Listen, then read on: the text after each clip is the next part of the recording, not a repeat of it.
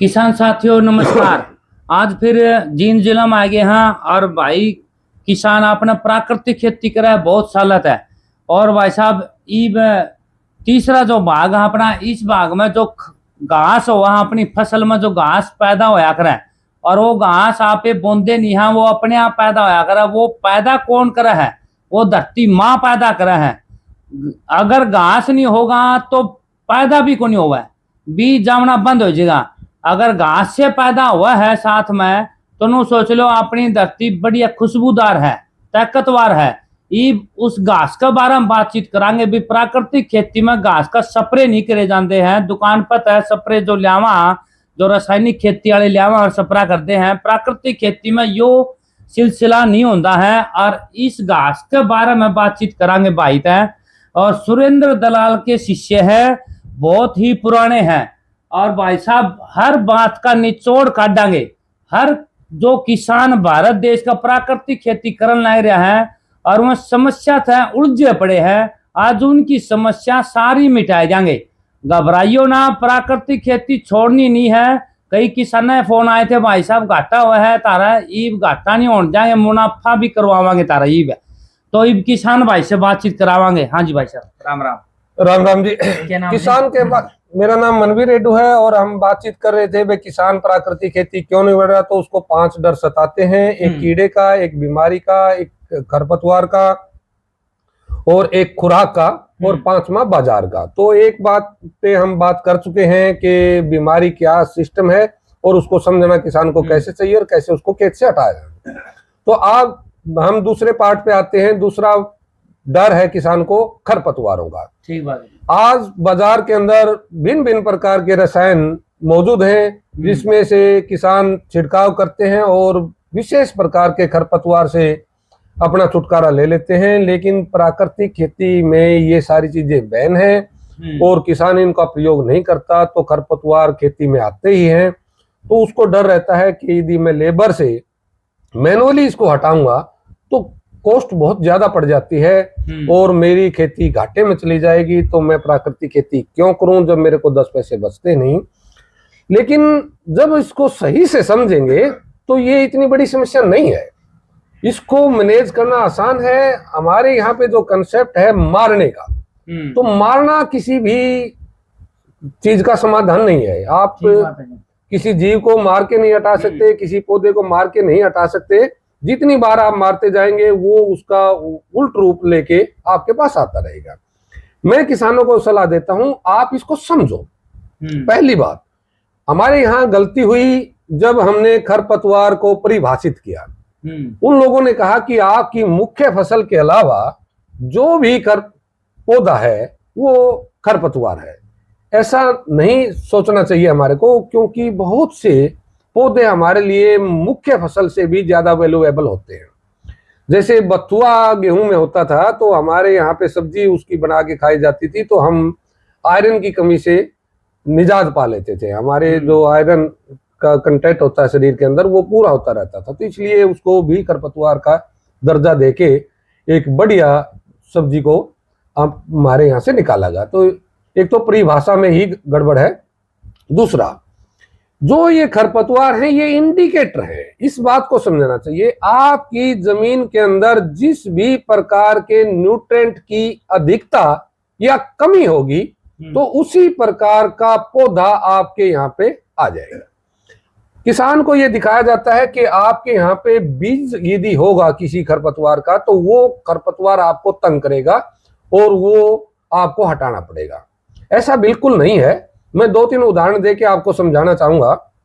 जो भी किसान साथी ऑर्गेनिक खेती शुरू करता है, प्राकृतिक खेती शुरू करता है, तो वो सबसे पहले लालच करता है गेहूं बीजने का, क्योंकि गेहूं हमारा मुख्य भोजन है और उसकी जरूरत उसको घर में ही होती है। तो वो शुरुआत गेहूं से ही करता है और गेहूं में जब शुरुआत करता है तो यूरिया डालना बंद कर देता है। तो उसके खेत में जब आप जाके देखोगे तो वहां पे मेथा नाम का एक घास उसके खेत में आ जाता है। सोचने वाली बात है कि उसके आसपास में कहीं पे भी मेथा नहीं है और 20-25 साल पुराने टाइम से भी उसके खेत में मेथा नहीं था। तो उसने ऑर्गेनिक खेती करने का फैसला लिया, तो उसके खेत में वो बीज कहां से आया? तो कहने का अर्थ यह है कि जमीन के अंदर बीजों की कमी नहीं है, बीज सभी प्रकार के हैं, लेकिन सभी बीजों को सही समय पे उगने की इजाजत नहीं होती। इजाजत का यदि उदाहरण मैं दूं आपको, मार्च के महीने में हम सरसों काटते हैं और कुछ बीज हमारा झड़ जाता है और वो पूरे चमासे में बारिश हमारे इस क्षेत्र में होती रहती है, वो बीज उग के नहीं आता। जैसे ही अक्टूबर में हम उस खेत में दूसरी फसल लगाते हैं, गेहूं बीज लिए मान लो सरसों वाले खेत में, तो उसके अंदर सरसों के पौधे उग के आ जाएंगे, क्योंकि उस टाइम पे जमीन ने उसको इजाजत दी। न टेम्परेचर का संबंध है, क्योंकि दूसरे बीज उग रहे हैं उसी टेम्परेचर पे सरसों बीच में उग सकती थी और नमी उसके पास प्रॉपर रही है, तो उसने अक्टूबर में ही इजाजत मिली, तो अक्टूबर में वो उग के आया। तो इसी प्रकार से इस मेथे का उस खेत में बीज था लेकिन इजाजत नहीं थी। इजाजत उसको तब मिली जब खेत के अंदर नाइट्रोजन डलनी बंद हुई। नाइट्रोजन डलने से खेत के अंदर नाइट्रेट की कमी हुई और नाइट्रेट की कमी के कारण उस जमीन ने उस पौधे को इजाजत दी जो हवा से नाइट्रोजन पकड़ के नाइट्रेट के रूप में अपनी जड़ों में स्थापित कर सकता था। यानी जमीन ने अपनी कमी पूरी करने के लिए मेथे घास को वहां पे आने की इजाजत दी। अच्छा। तो इसी प्रकार से हर प्रकार के खाद खरपतवार का जमीन के साथ एक संबंध है, उसमें किस प्रकार के तत्व की अधिकता या कमी है उसी के अनुसार वो खरपतवार आएंगे।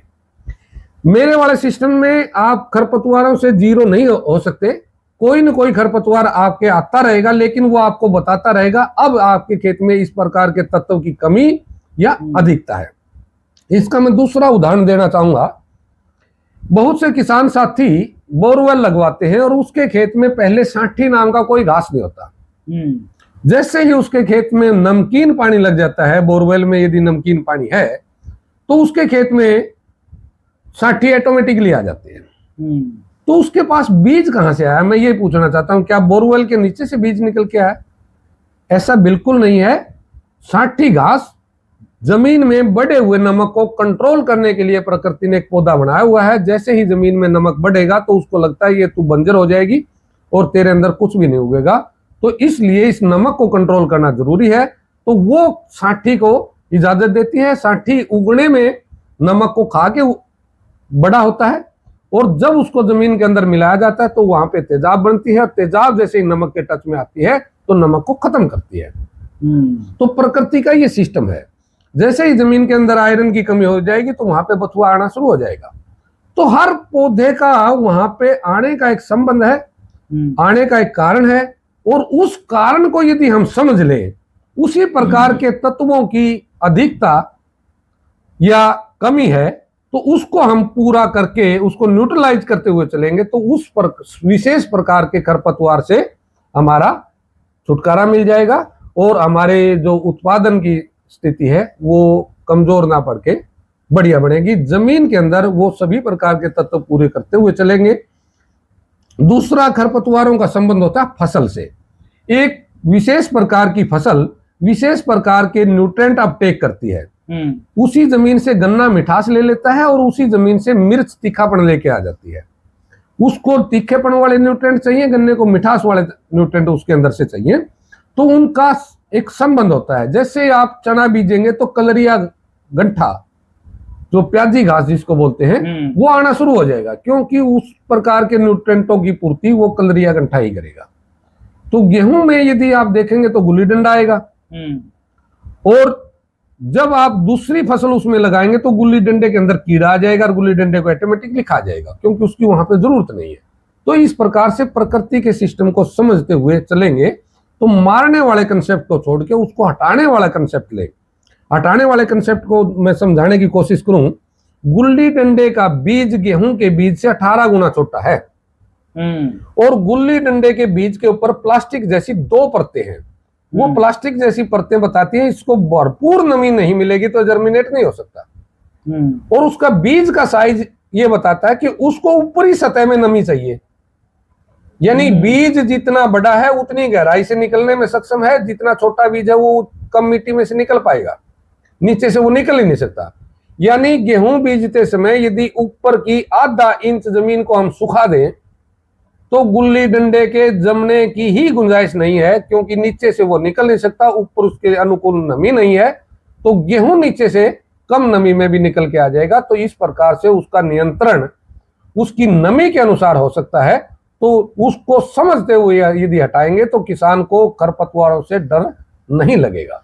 डर तब तक है जब तक उसको जानकारी नहीं है, उसको हटाने का सही तरीका नहीं है और वो बाजार के बकावे में है, अपना धन बाजार में बार बार दे के आ रहा है। ठीक बात। तो उसको समझते हुए यदि चलेंगे तो खरपतवार ज्यादा बड़ी समस्या नहीं है। उसको सही से सही ढंग से प्रयोग करते हुए लेंगे तो आपकी जमीन की उर्वरा शक्ति को बढ़ा सकते हैं, घटा नहीं सकते। धन्यवाद।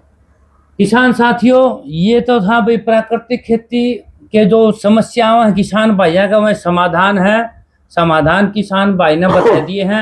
आपका जो एपिसोड आ हुआ किसान भाई का, उस भाई किसान ने प्राकृतिक खेती कर ली तो बेचन की जाऊगा, तो बेचने की जो समस्या है वह किसान की मिटावांगे। तो अगला एपिसोड देखते रहियो। तब तक के लिए धन्यवाद। जय हिंद। इसमें और रह गया आपके खुराक का रह रहे है, कीड़ा रह रहा है।